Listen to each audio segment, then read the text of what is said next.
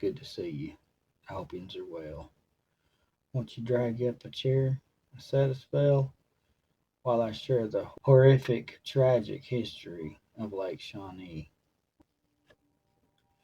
Lake Shawnee Amusement Park is a defunct amusement park in Princeton, West Virginia, near Lake Shawnee. It opened in 1922. The park operated for 22 years before closing in 1988. It received the public attention for at least two deaths that happened on the grounds. There is something unnatural about this Mercer County attraction, Lake Shawnee Amusement Park. A Native American burial ground, violent deaths, freak accidents. Who knew a simple amusement park could have such a dark past?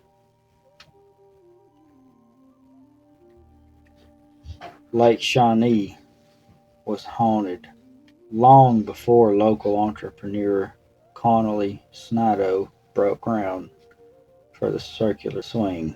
At least that's what most locals think. Ask any one person in the area and they'll tell you no one should have ever turned that into a carnival. When Snido purchased the property during the 20s, he had no idea it had witnessed decades of bloody unrest. Lake Shawnee's restless past originates in the 18th century. During the late 1700s, Mitchell Clay brought his young family out west and they established an 800-acre farm and raised 14 children. In 1783, tragedy struck the Clay family. A Native American tribe slew two of the children while Mitchell was out hunting, and they kidnapped one of the boys and burned them at the stake. The two children were doing their chores on the property at the time. Mitchell Clay first marked the grave in 1783, but on August 14th, 1937, a headstone marker was created by the Daughters of the American Revolution, marking the location of the graves permanently. The sacred homestead was never the same. The Clay property didn't attract much attention until the 20s, and that's when Snido appeared with his rides and attractions. Circular swings, water slide, dance hall, and a speakeasy. He also added a pond, swimming hole, complete with canoes. C.T. Snido dredged the man-made lake using a horse and a plow with a board on the front. To start shaping the lake you see today. While weather and passage of time has changed the shape, the core outline is still there, and is still filled with water today. Coal miners would come from miles around for a weekend of fun and would bring their families. The attraction was a big hit with the coal miners who resided in the area. But at some point, things started to go wrong. Lake Shawnee fans know the facts intimately. A little girl died on the swings, and a boy drowned in the pond. All told, roughly 6 visitors died during the amusement park's brief history. By 1967, the park was closed due to health inspection reasons. The cheerful turquoise, red, and green rides slowly faded and flaked.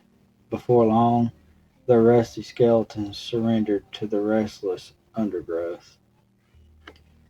After 20 years, another businessman approached Lake Shawnee.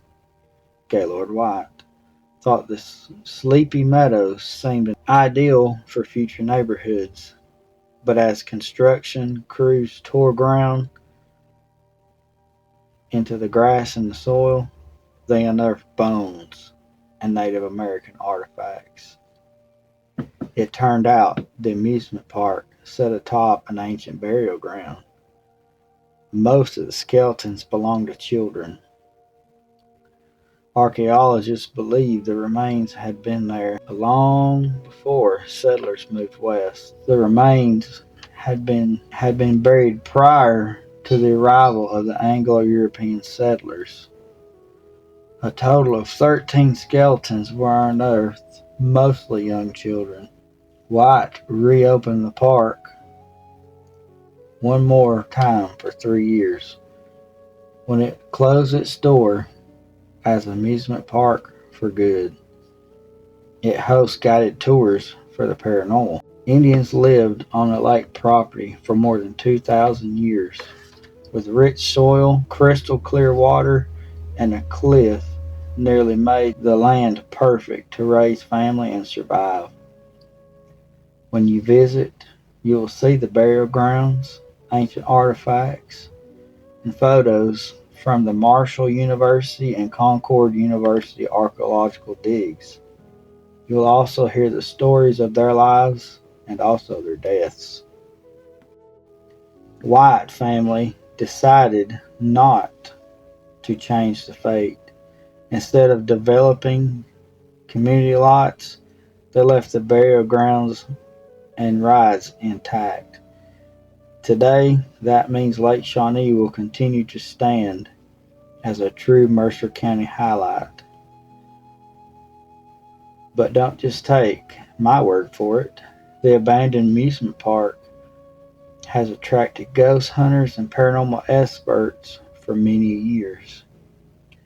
Lake Shawnee was featured on the Travel Channel, ABC, the 10 most haunted places in the world. Visitors have encountered footsteps, mysterious chants, and also children.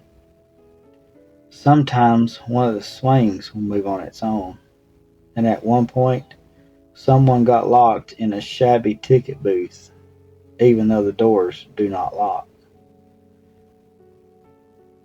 So is Lake Shawnee really haunted? You decide for yourself.